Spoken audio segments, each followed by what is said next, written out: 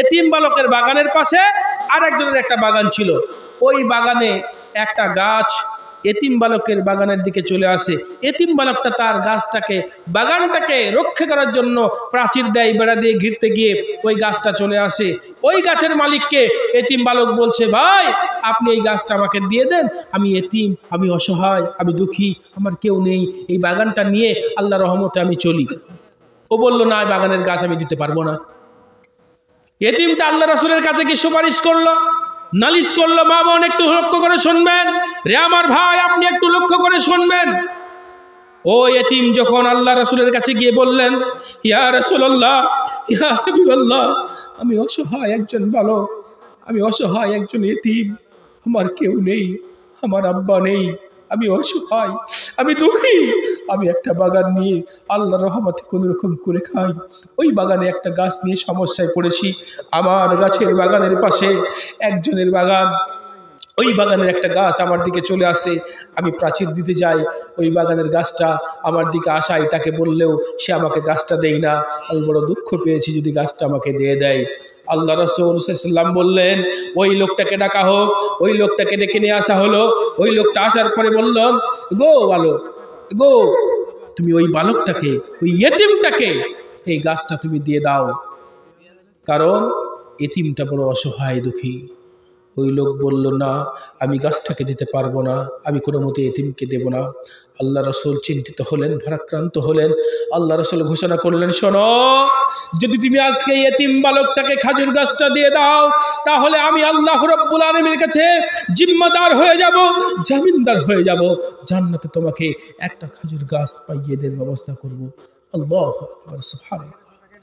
এই কথা বলার পরে ওই লোক বলল, না, আমি এই খেজুর গাছ দিতে পারবো না। ওই জায়গাতে ছিল আবু দাহদা। আবু দাহদা উঠে বললেন, ইয়া রাসূলুল্লাহ, ইয়া হাবিবাল্লাহ, জান্নাতের মধ্যে ওই গাছটা কি ওই ব্যক্তির জন্য খাস, নাকি এই গাছটাকে যে কেউ এতিমকে পাইয়ে দিলে তার জন্য জান্নাতে গাছটা দেওয়া হবে? আল্লাহ রাসূল বললেন, না, যে কেউ এই গাছটা পাইয়ে দিলে আমি আল্লাহর রাসূল জান্নাতে তার জন্য একটা খেজুর গাছ দেওয়ার জন্য জামিনদার হয়ে যাব। সুবহানাল্লাহ। এবার আবু দাহদা বললেন, আল্লাহ রাসূল চিন্তার কোনো কারণ নেই, সঙ্গে সঙ্গে ওই বাগানের মালিককে ডেকে বললেন, এগো বাগানের মালিক, শোনো, আমি আবু দাহদা বলছি, এতগুলো লোকের সামনে প্রকাশ করে দিচ্ছি, এতগুলো লোকের সামনে ঘোষণা করছি, আমি আবু দাহদা, আমার মদিনার বুকে একটা বাগান আছে, যেই বাগানের মধ্যে 600 খেজুর গাছ আছে, যেই বাগানের মধ্যে একটা মিঠা কুয়া পানি ব্যবস্থা আছে, যেই বাগানের মধ্যে একটা বাগান বাড়ি আছে, যেই বাগানের মধ্যে বাগানের গালিচা আছে, যেই বাগানের মধ্যে সব কিছু আছে, আমি আবু দাহদা বলছি, তুমি ওই এতিম বালকটাকে ওই গাছটা দিয়ে দাও, তার বিনিময়ে আমি আবু দাহদা ওই খেজুর গাছের পুরো বাগানটা, আমি 600 গাছের বাগান, ওই কুয়ার পানি, ওই কুয়া, ওই বাগান বাড়ি সব আমি তোমাকে দিয়ে দেব। আল্লাহু আকবার, সুবহানাল্লাহ। ওই লোকটা হতবাক হয়ে বলছে, ওগো আবু দাহদা, তোমার মাথা কি ঠিক আছে? তুমি স্বেচ্ছায় বলছো, জ্ঞান রেখে বলছো, নাকি অজ্ঞান অবস্থায় বলছো? এ কথা যখন বলে তখন বলছে, না, আমি জ্ঞানও তো বলছি, আমি আবু দাহদা ওই খেজুর গাছের বাগানটা তোমাকে দিয়ে দিলাম, তার বিনিময়ে তুমি এতিমটাকে এই খেজুর গাছটা দিয়ে দাও। কেন? জান্নাতে আমি একটা খেজুর গাছ পাবো তার বিনিময়ে।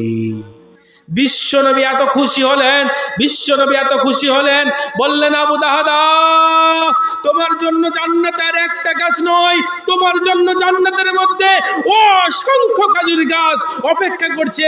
আল্লাহ রাব্বুল আলামিন তোমার জন্য অসংখ্য খেজুর গাছ বানিয়ে রেখেছে, তার বাগান রেখেছে।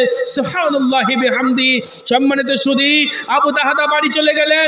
বাড়ি গিয়ে ওই বাগান বাড়িতে ঢুকছেন না, তার মাকে ডাক দিয়ে বলছেন, উম্মে দাহদা।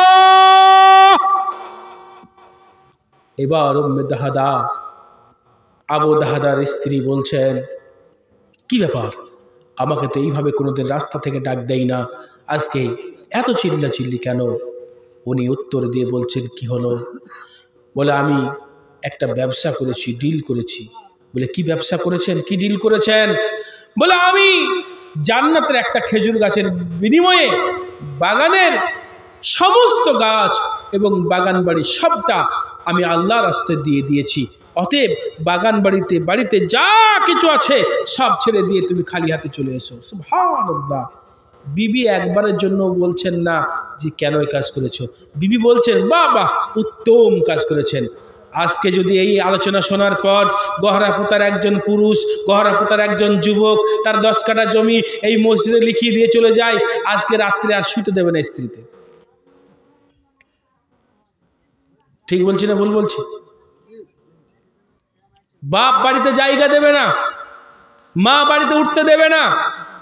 সম্মানিত সুধী, একটা এতিম বাচ্চার জন্য একটা খেজুর গাছ জান্নাতে পাবো, তার লালসায়, তার কারণে আবু দাহাদা গোটা 600 গাছের বাগানটাকে, বাগান বাড়িটাকে, তার কুয়ার পানিটাকে সব কিছু আল্লাহ রাস্তায় বিলিয়ে দিতে পারে। আমি আজকে দেখতে চাই এই গহরাপোতার বুকে, বেলেডহর পাড়াতে গহরাপোতার বুকে এমন কোন মা আছেন, আল্লাহ রাসূল বলছেন মাম্মানা লিল্লাহি মসজিদান মানাল্লাহু লাহু বাইতাও ফিল জান্নাহ। এ আমার গোলাম, হে আমার বান্দা বান্দি শোনো, তোমরা দুনিয়ার বুকে আমার ঘর মসজিদ যদি তোমরা বানাও, তাকে বানানোর জন্য যদি তোমরা কাজ করো, তাহলে আমি আল্লাহ রাব্বুল আলামিন তোমার জন্য জান্নাতের মধ্যে একটা ঘর বানিয়ে রাখবো। এই জান্নাতের ঘরটা নেওয়ার জন্য এমন কেউ কি আছেন 50,000 টাকা আল্লাহর রাস্তায় মসজিদে দেবেন? এমন কোন মা আছেন জান্নাতের ওই ঘরটা নেওয়ার জন্য আবু দাহাদা তার গোটা বাগান দিয়ে দিয়েছিল, গাছ দিয়ে দিয়েছিল? এমন কোন মা কি আছে একটা হাতের আংটি খুলে দেবে, একটা নাকের ফুলফুলি খুলে দেবে, একটা কানের দুল খুলে দেবে, একটা গলার হার খুলে দেবে? দেখি আল্লাহর কোন আশিক আছে, আল্লাহর কোন মাহবুব আছে, কোন মাহবুবা আছে, আমি দেখতে চাই।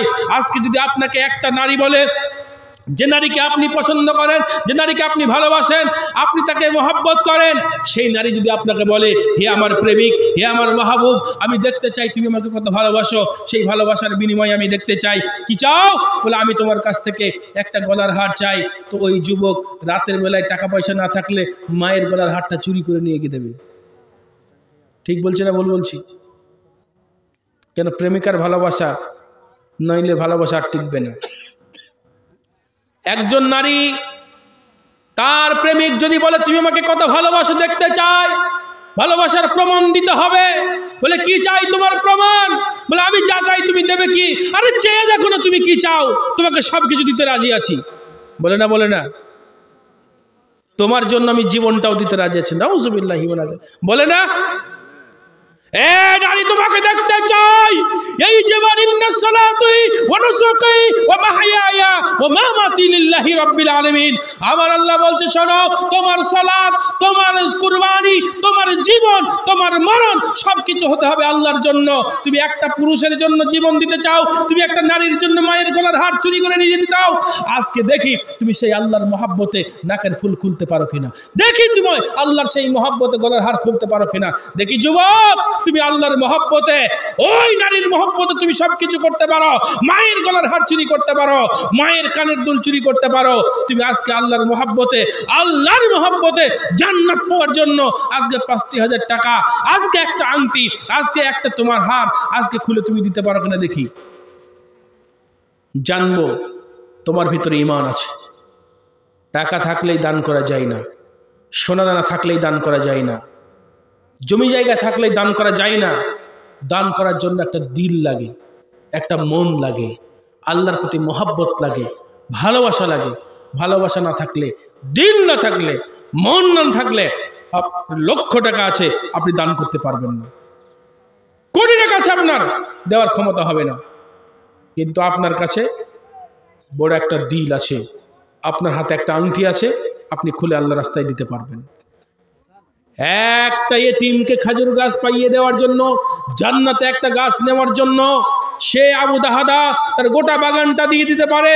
আজকে কি এই বেলেডহর পাড়ার মানুষ নেই একটি 50,000 টাকা দিয়ে আল্লাহ রাস্তায় জান্নাত পেতে চাই, আল্লাহর মহব্বত পেতে চাই? কে আছেন? মসজিদের কমিটি, দায়িত্বশীল যে কেউ বলেন।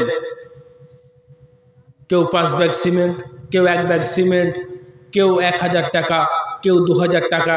আল্লাহ রাস্তায় কি দেয়া যাবে না? আল্লাহ রাস্তায় কি দেয়া যাবে না?